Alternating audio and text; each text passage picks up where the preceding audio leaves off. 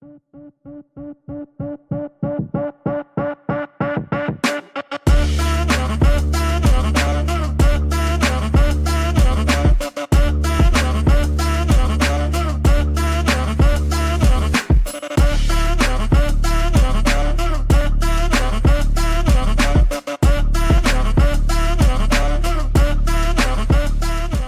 everyone, it's Erica Holland, certified ballroom dance instructor and personal trainer. Here are my thoughts on season 34 of Dancing with the Stars Wicked Night. First off, the opening number was exceptional. I miss the days when Dancing with the Stars did these huge, big opening numbers for all of their nights. I wish that's something that they would bring back and do more of. Something that I also noticed is that I wish there were a little bit more wigs and makeup effects, like painting people green or using more blonde wigs and things like that. And also, I am curious, and I saw this on TikTok a lot about why they couldn't use Indina Menzel's voice or Cynthia Erivo's voice or Ariana Grande's voice for a lot of the music. I know that there are a lot of issues with licensing in that regard, but I just wish that they could have played the song sung by the actual people. But that is no shade to the Dancing with the Stars orchestra and the music department. The singing was absolutely beautiful. Okay, Riley and Scott. I really don't know what's going on with this elimination process. I've been hearing some TikTok conspiracies about how he's going on tour and he should have been eliminated at this time. That's completely false. People still keep their day jobs when doing Dancing with the Stars. Musicians have gone on this show and done tours and rehearse in between sets and then go back on Monday or Tuesday night to do the show. So I'm really astounded by Riley and Scott's elimination. I don't think it should have happened. I agreed with the judges' comments and scores, but still, I don't think it should have happened. All right, next up, we had Alex and Val's jazz routine. I actually disagreed with Carrie Ann. I enjoyed this choreography. It's so interesting because Val is such a strictly ballroom guy. So to see him develop his jazz and contemporary choreography as he's been a professional dancer on this show is really amazing to see. Also, I will say I do see why John Chu gave them an 8. Sometimes with Alex, she couldn't stay in character. I could see on her face that she was switching between Glinda and Alex and maybe overthinking a lot of the steps. Once again, this choreography was really challenging, so I can understand why she looked like she was overthinking. And I wanted her to watch her head movements. She needs to remember that she needs to spot her turns because she was doing double pirouettes and she was a little wobbly on them. But overall, I enjoyed this dance. Have Robert and Whitney with their jazz routine. Amazing choreography. I mean, this could have been on the Broadway stage if you ask me. I love the great use of props. And once again, I don't know why Robert didn't get a 10. I mean, if Whitney and Jordan got a 10, I think he deserved at least one 10. But overall, I love their jazz routine. Have Whitney and Mark with their quick step. I actually love the musical theater nuances in their quick step. Something I would tell her is to make sure that she watches her head in frame.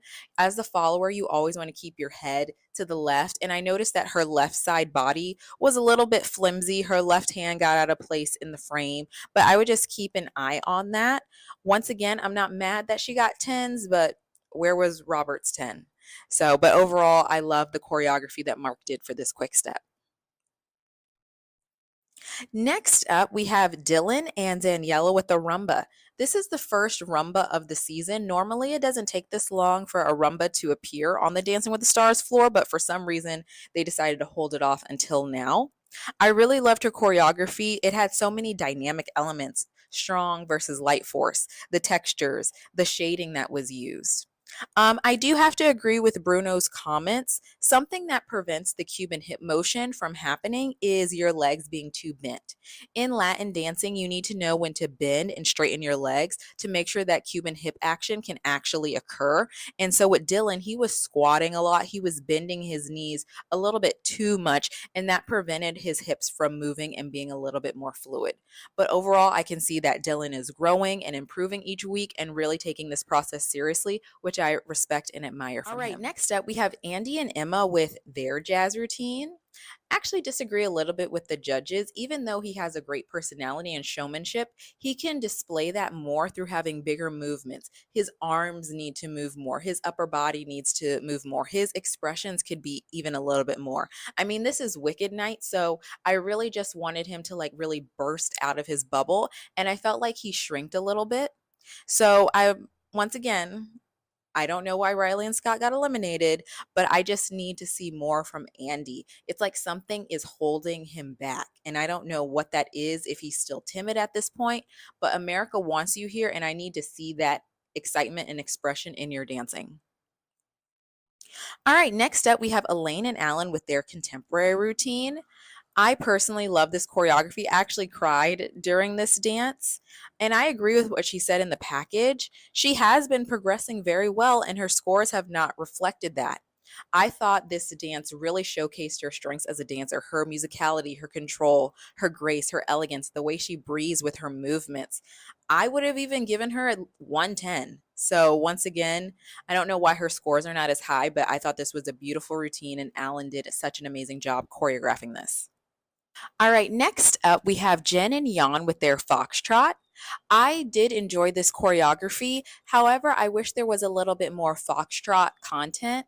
I know this was supposed to be a romantic foxtrot, but it started to lean into the rumba territory. So I would have liked a little bit more content in the foxtrot style.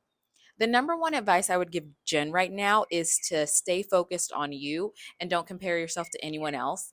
I think she is starting to look at other couples and see their progression and wonder why her dances don't look like that. And that is the worst thing you can do as a dancer, is doubt yourself. She needs to stay locked in with Jan and focus on them as a couple and not worry about anyone else.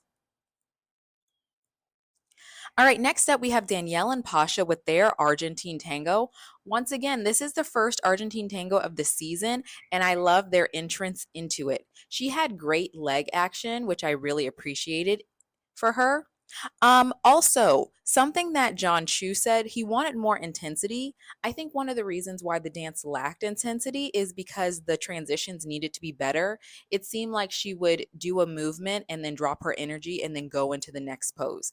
Argentine tango has to have a continuous flow of energy in order for that intensity to be there. And so she needs to work on her transitions. But overall, love this choreography, loved how she pushed herself tonight, and I'm excited to see what she does next week for Halloween. And finally, we had Jordan and Ezra with a rumba. For me, technically, this was the best dance of the night.